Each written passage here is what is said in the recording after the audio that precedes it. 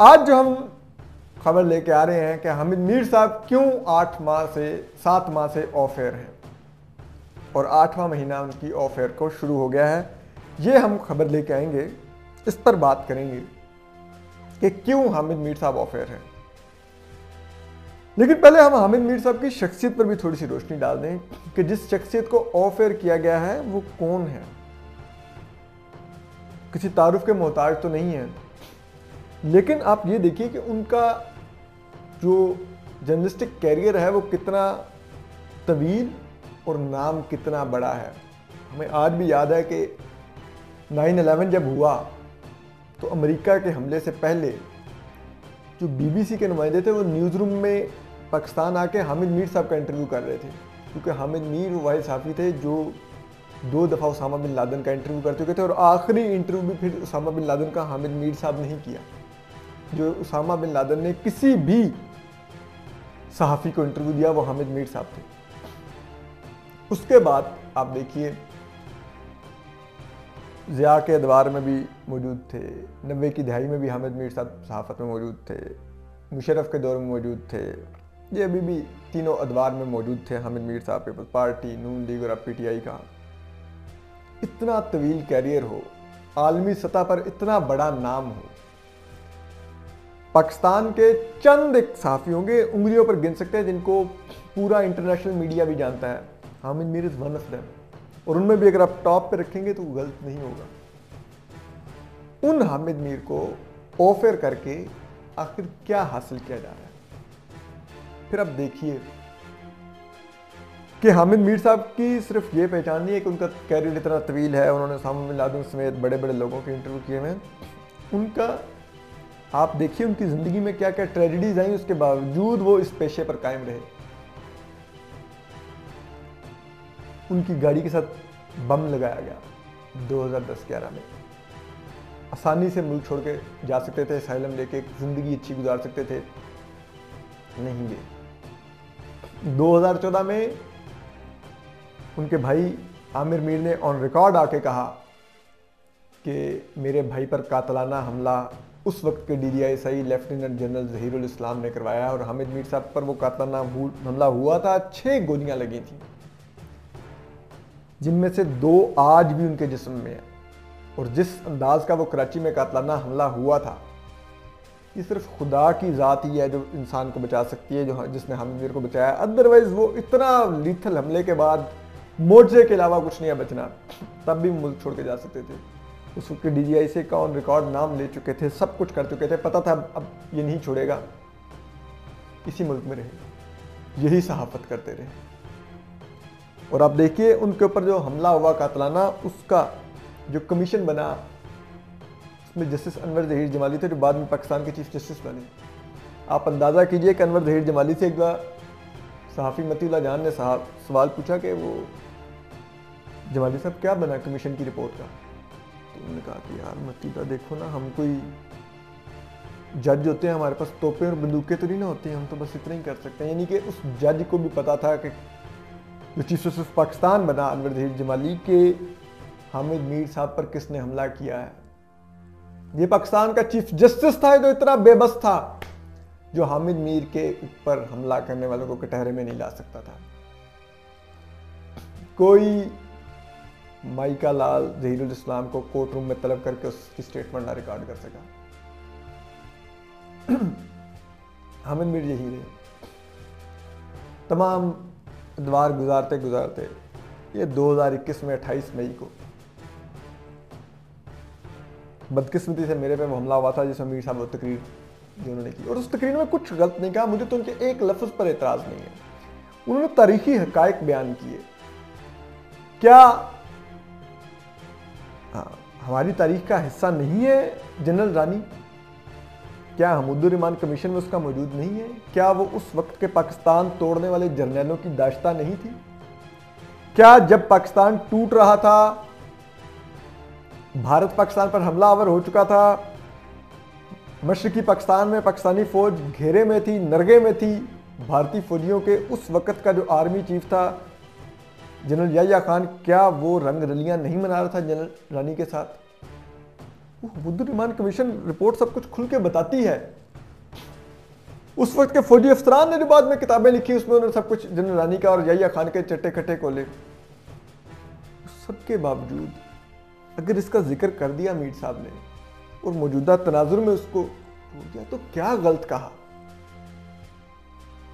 फिर हमें उस वक्त इधर उधर से कन्वे किया जाता था कि नहीं नहीं ये कोई, क्योंकि जाहिर बात है हामिद मीर साहब को ना तो पैमरा ने ऑर्डर करके ऑफर करवाया, ना किसी अदालत का हुक्म था, ना सिविलियन हुकूमत खुल के कहती है कि हमने तो हामिद मीर साहब को ऑफर करवाया ही नहीं है। तो फिर किसका हुक्म था? हम पूछते थे, कोई जवाब नहीं देता था। फिर हमें तरीके से इधर उधर से सीना बसीना चलती, कानों में सरगोशियाँ होती थी, लोग पैगाम लेके आते बताते थे कि उस वक्त इल्ज़ाम लगाया जाता था कि नहीं नहीं वो उस वक्त के जो DGI से लेफ्टिनेंट जनरल फैज़ हमीद उनके खौफ की वजह से हामिद मीर साहब को ऑफर कर दिया गया। तो अब तो वो पेशावर जा चुके हैं, कोर कमांडर पेशावर है इस वक्त लेफ्टिनेंट जनरल फैज़ हमीद साहब। तो उसके बावजूद अगर मीर साहब ऑफर हैं तो इसका मतलब है कि ये फिर वो नहीं थे, या सिर्फ वो नहीं थे, ये तो फिर पूरी पॉलिसी थी। और उस पॉलिसी की एक रिफ्लेक्शन अभी नजर आई जब हामिद मीर साहब प्रोग्राम में गए मोहम्मद मालिक के, और वो प्रोग्राम बंद करवा दिया गया। हामिद मीर साहब को स्क्रीन से उतरवा दिया गया। हमने ही असद टूर अनसेंसर्ड में अनसेंसर्ड बताया था कि किसने फोन करके हामिद मीर साहब को ऑफर करवाया है, और अगेन वो भी कोई सिविलियन शख्सियत नहीं थी, और उसके ऊपर भी ना कोई इंक्वायरी हुई ना कोई एक्शन हुआ। तो आज हम ये सोचते हैं कि ये सब कुछ करके आखिर क्या हासिल किया जा रहा है 7 माह से। क्या पाकिस्तान सियासी इस्तेहकाम का शिकार हो गया हामिद मीर साहब को ऑफर करके? सियासी अदम इस्तेहकाम बड़ा है इस मुल्क में। क्या पाकिस्तान की मईशत खाई से निकल आई है जिसमें गिराया है इसी मौजूदा हाइब्रिड रजीम ने? नहीं, मजीद नीचे गई है।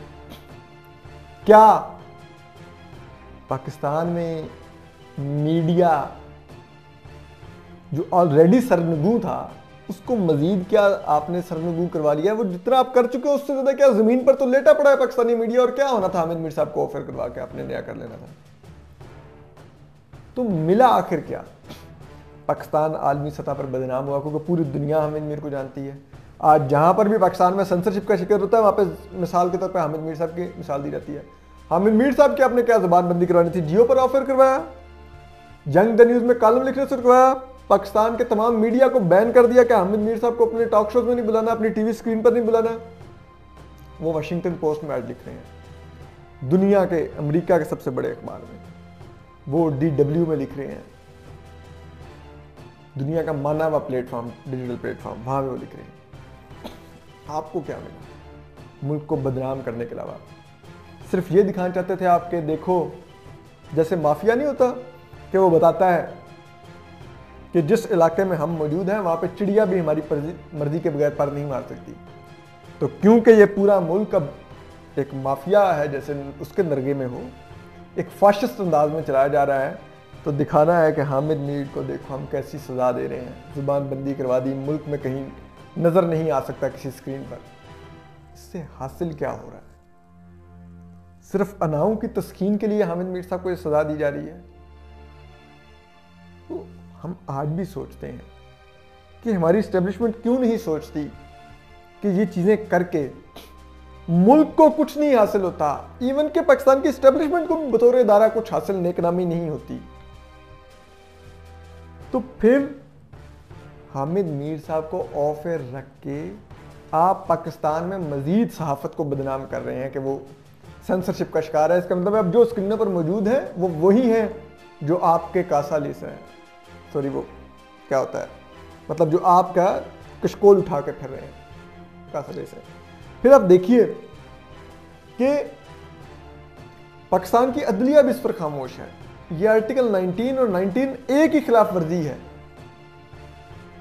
कि एक शहरी के फ्रीडम ऑफ स्पीच और बतौर सहाफ़ी उसके फ्रीडम ऑफ प्रेस को निशाना बनाया गया है। ये आर्टिकल 6 लगना चाहिए, इसके ऊपर आइन तोड़ा गया है पाकिस्तान का, आर्टिकल 19A और 19A को तोड़ के। सब खामोश हैं, रावी चैन लिख रहा है, मीर साहब ऑफर है। क्या कोई आज जुर्रत रखता है ये बात करे? यहाँ पर सिविलियन हुकूमत की इतनी जुर्रत ना हो कि जिन्होंने ऑफर करवाया उनसे कह सकें कि मुल्क बदनाम हो रहा है, हामिद मीर को ऑन रहने दो। तो उससे अंदाजा गई कि वो सिविलियन हुकूमत की क्या रेट होगी मुल्क के अंदर, वो क्या चीफ एग्जीक्यूटिव होगा इस मुल्क का वज़ीर-ए-आज़म इमरान खान, जिसकी ये जुर्रत नहीं है वो ये बात कर सके कि हामिद मीर क्यों ऑफर है। जहाँ पर ये बदतरीन हालात हों जिस मुल्क के अंदर, उसमें आखिर क्या हमने हासिल किया? हामिद मीर को ऑफर रख के क्या हासिल किया? आज 7 माह पूरे हो गए हामिद मीर साहब को ऑफर हुए। 28 मई को ऑफर किया गया था, आज 28 दिसंबर है। 7 माह आपने एक सहाफ़ी को ऑफर रखा हुआ। कुछ खुदारा, कुछ होश के नाखून लीजिए। सहाफ़ी जो होता है वो उसका काम होता है कि वो आप पर तनकीद करे, और वो मुल्क के इंटरेस्ट में ही आप पे तनकीद कर रहा होता है, मुल्क का इंटरेस्ट सर्व कर रहा होता है, क्योंकि आप पर तनकीद होगी तो आपको पता चलेगा आप कुछ गलत कर रहे हैं, तो शायद आप होश के नाखून लेंगे। अगर आप ये हु का आलम करवा देंगे कि हामिद मीर ऑफर है, हमारी कोई मुखालफत ना करे, हम पे कोई तनकीद ना करे, तो फिर तेजी से खाई की तरफ बढ़ रहे हैं, उस खाई के अंदर ही अल्टीमेटली गिरेंगे, क्योंकि कोई आपको बताने वाला होगा ही नहीं कि आप खाई में गिरने जा रहे हैं।